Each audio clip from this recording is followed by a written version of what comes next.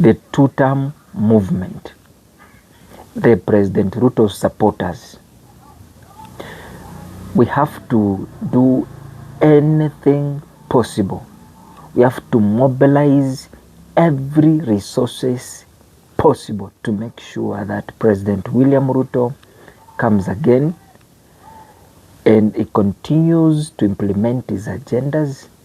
The projects that he has done already, we can see there's a great improvement. And the funny thing is that the development is across the country. President Ruto just came right on the right time to expose the people who have been making other regions in this country to suffer. So he came to expose, and we have seen who the enemy of progress in this country is. We know not every other person from Central is a bad person. Other people have opened their eyes and they're like, you know what? No, we have to give other people chances to be in the government. There's no way that one region has this serious hatred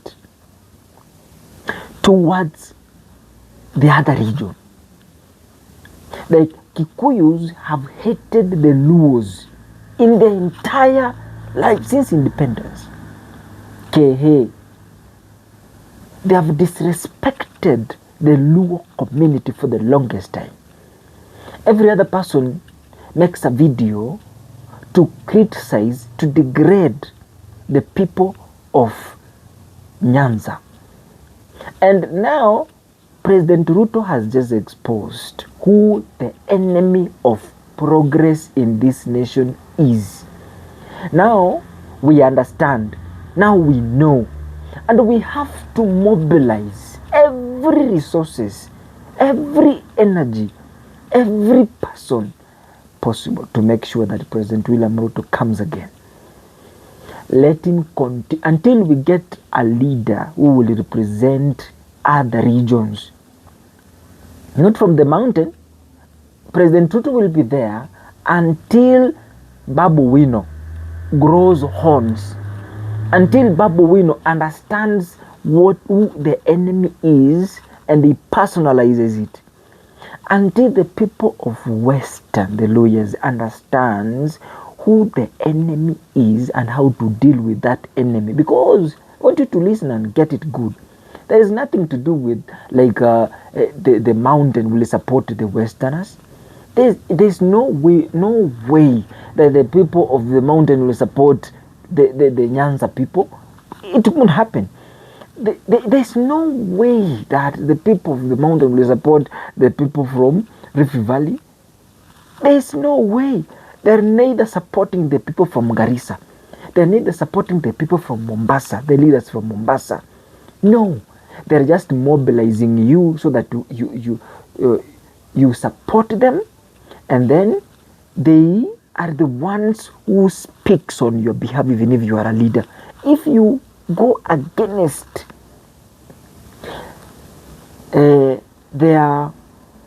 what they want, you definitely become an enemy. And that is a fact. Now that we understand that is who they are, Matiang'i is very quiet because he knows who the people of the mountain is. Kalonzo Musyoka is also very quiet because he knows who these people are.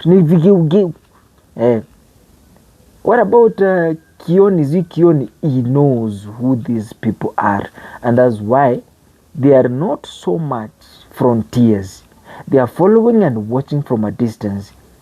And secretly, in their hearts, in their soul, in their spirit, in their nerves, they are supporting the president. Because don't tell me that I'm removing the president because of extrajudicial killing. Who has not done the extrajudicial killing, including the first president of this nation? He killed the Mau Mau people. You see, what about Moi? Moi killed many people. What about during the time of Mwai Kibaki? People died, people lost properties, blood was shed, and it was sworn at night, and nobody talks about it. That is manslaughter, that is serious, and he did not talk about it. Nobody was compensated. You see, what about Uhuru Kenyatta? Yala cases. You see, and what about the president? Kware and other killings. So it has been there. You see, so don't tell us, oh, this government is using excessive force to the citizens. There's conspiracies, and we cannot take that one so serious. And those ones who are taking what these mad people are talking about, you also qualify to be a nuisance or insane. You see, so I want you to know that we have understood who the enemy is. Therefore, this is what we should do.